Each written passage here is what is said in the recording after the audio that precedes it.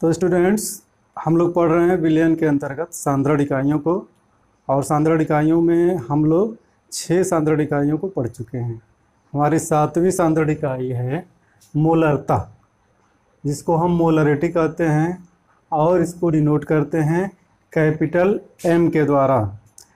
तो सबसे पहले इसकी परिभाषा को लिख लिया जाए, जो बहुत ही सिंपल है, और यह है 1 लीटर विलयन में 1 लीटर विलयन में उपस्थित विलेय के मोलों की संख्या।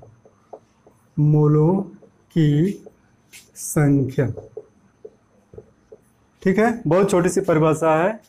या हम प्रति लीटर भी लिख सकते हैं। प्रति लीटर विलयन में उपस्थित विलेय पदार्थ के मोलों की संख्या ही विलयन की मोलरता कहलाती है। तो आगे भी बढ़ा सकते हैं, मोलों की संख्या को विलयन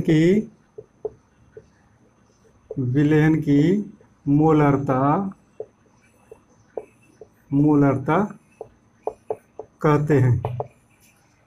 ठीक है, अब इसी को हम लोग सूत्र के रूप में लिख लेते हैं। मोलरता M इक्वल टू विलेय पदार्थ के मोलों की संख्या बटे विलयन का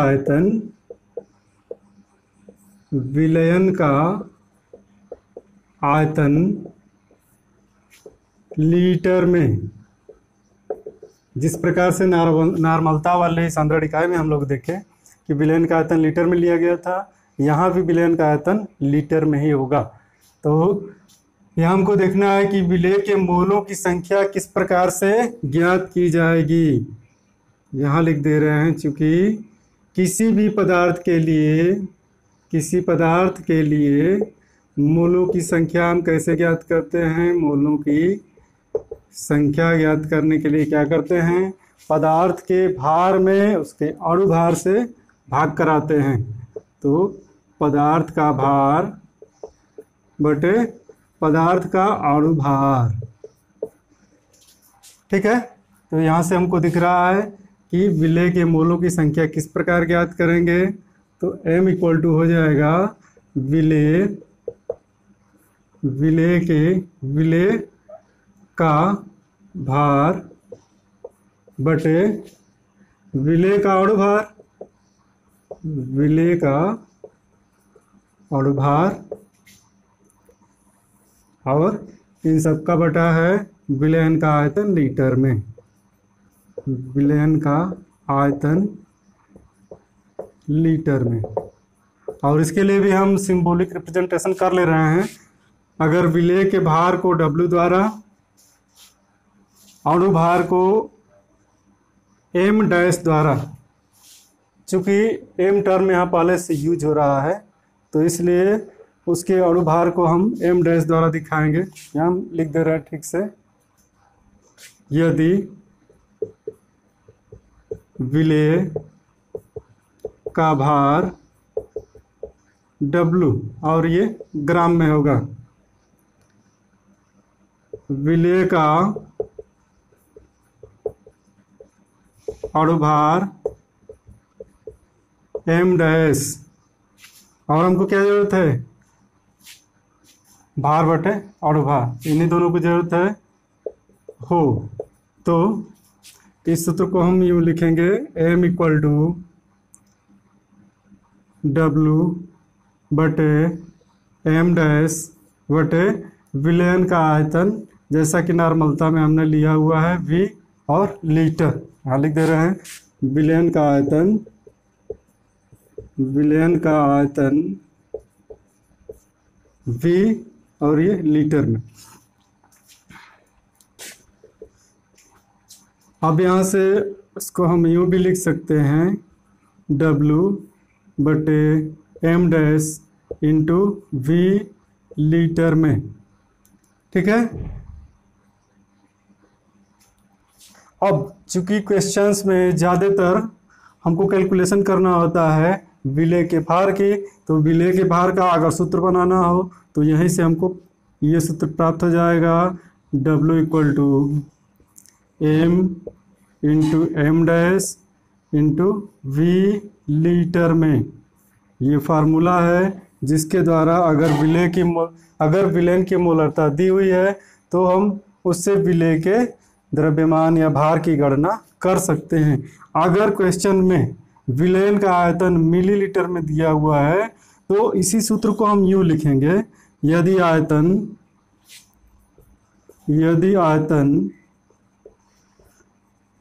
मिलीलीटर में हो तो हम कैसे लिखेंगे, W equal to M into M dash into V ml में है बटे 1000 से भाग कराना होगा हमको लीटर में बदलने के लिए। जब यहाँ V को हम ml में रखेंगे तो 1000 से भाग कराना होगा, तब जाके ये लीटर में बदलेगा। तो यहाँ से इस सूत्र द्वारा हम विलेय के द्रव्यमान की गणना कर सकते हैं किसी विलेन में।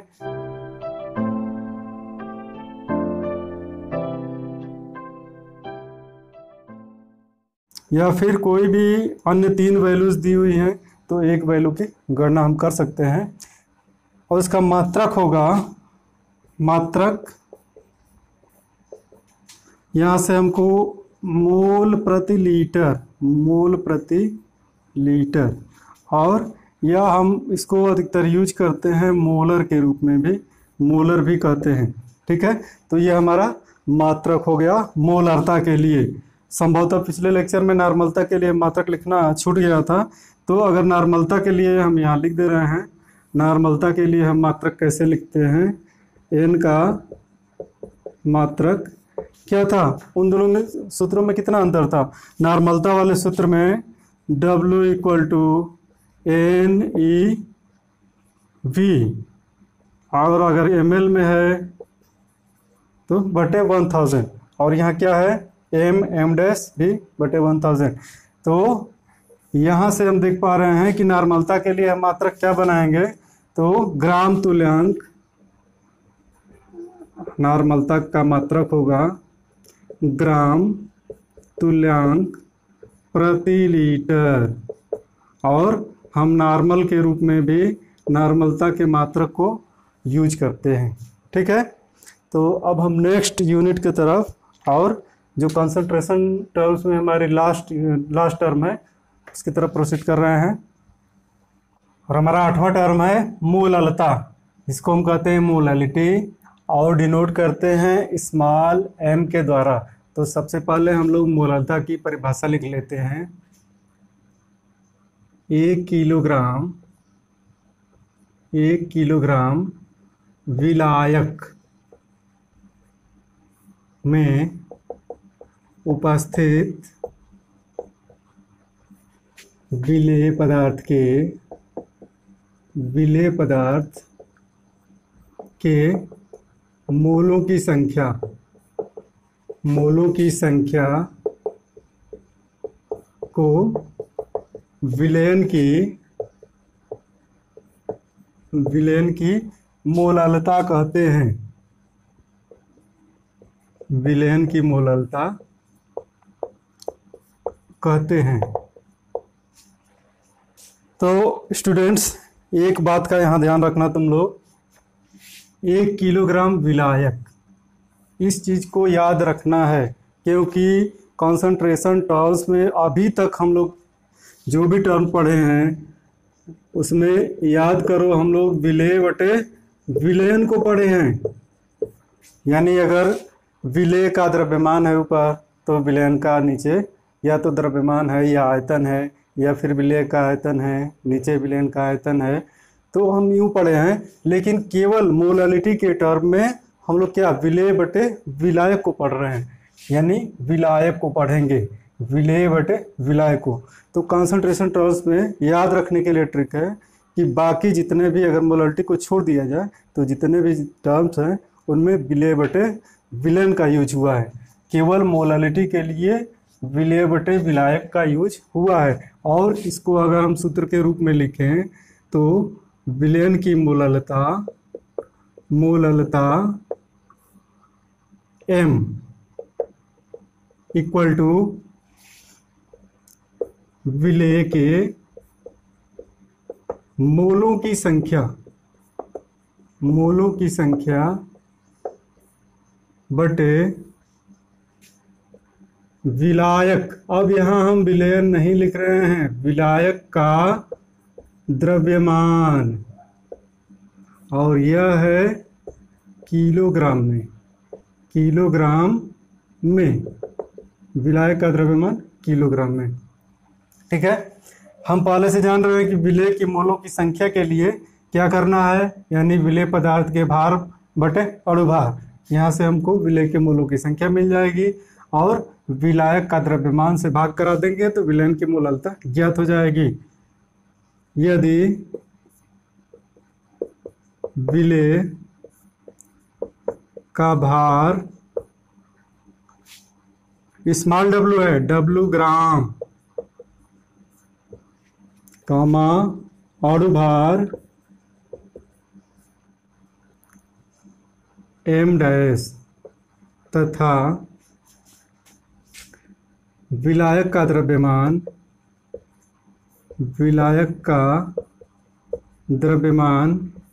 कैपिटल W, और ये किस में है, किलोग्राम है, हो तो मोलैलिटी m इक्वल टू, यहाँ से हम क्या करेंगे, W बटे m डैश बटे कैपिटल W है केजी में, m equal to small w बटे m डैश को हम लोग नीचे ला देंगे, m dash into capital W, ये किलोग्राम में हुआ। ठीक है, और अगर विलेय पदार्थ के द्रव्यमान की गणना करनी हो, भार की गणना करनी हो, तो यहाँ से हम W के गणना कर सकते हैं। W equal to m dash into W, ये केजी में है। ठीक है, अगर न्यूमेरिकल में W का मान ग्राम में दिया हुआ है और न्यूमेरिकल में हमेशा W को ग्राम में ही दिया होगा, तो हम सूत्र को यूं लिखेंगे, W equal to m dash into capital W, और ये अगर ग्राम में दिया है तो हमको किलोग्राम में बदलने के लिए 1000 से भाग करना होगा और हमारा फार्मूला कुछ यूं लिखा जाएगा। ठीक है, अब इसके मात्रक की बात करते हैं, तो मोललता का मात्रक क्या होगा, मोललता का मात्रक मोल प्रति किलोग्राम होता है। ठीक है, एक छोटा सा पार्ट बचा है जो कई बार पूछा जाता है, यानी कि नॉर्मलता और मोलरता में रिलेशन क्या है, संबंध क्या संबंध है, तो हम यहीं पे उसको भी देख ले रहे हैं कि नॉर्मलता और मोलरता में क्या संबंध होता है। तो नॉर्मलता के लिए हम लोगों ने सूत्र क्या डिराइव किया था, याद करो। नॉर्मलता के लिए normality equal to W by E into V, ये लीटर में था। और उसी तरह से मोलरता के लिए क्या सूत्र डिराइव हुआ था, W बटे m डैश इंटू V, ये भी लीटर में था। ठीक है, यहाँ भार बटे तुल्यांकी भार गुणे विलयन का आयतन लीटर में, यहाँ भार बटे अणुभार गुणे विलयन का आयतन लीटर में। अगर हमको दोनों कंपैरिजन करना है तो इनका रेशियो करा दे रहे हैं, भाग करा दे रहे हैं, तो सेम वैल्यूज हमको यहाँ क्या दिख रही हैं, ये W है और V, ये तो कैंसिल हो जाएगा। बाकी बच क्या रहा है, N यानी नॉर्मलता बटे मोलरता इक्वल टू, यहाँ क्या रहा है, 1/E बचा है और 1/m डैश। तो इनको हम क्यों लिख सकते हैं, इस तरह से लिख सकते हैं, अगर 1/E डैश ये लिखें इंटू 1/m डैश लिखें इसके बटे 1/m डैश। तो ये वैल्यूज हमारी हो जाएंगी m डैश बटे ई के, और यहाँ से हम तिर्यक गुणा कर लेते हैं n into E equal to m into m dash. यहाँ से हम क्या लिख सकते हैं, नॉर्मलता गुणे ई क्या है, तुल्यांकी भार। ये किसका तुल्यांकी भार होगा, विलय का। ये नॉर्मलता विलयन की नॉर्मलता गुणे विलय का तुल्यांकी भार बराबर, इधर हमको क्या है, मोलरता, और मोलरता किसकी होगी, ये विलयन की होगी, विलयन की मोलरता गुणे अणुभार। अणुभार किसका होगा, विलय का होगा। ठीक है, हम यूँ भी पढ़ सकते हैं इसको कि विलयन की नॉर्मलता गुणे विलय का तुल्यांकी भार बराबर विलयन की मोलरता गुणे विलय का अणुभार। तो ठीक है, हमारे सभी कॉन्सेंट्रेशन टर्म्स अब समाप्त हो चुके हैं। अब आगे वाले लेक्चर में हम लोग इनके ऊपर न्यूमेरिकल्स को करने वाले हैं। ठीक है, थैंक यू।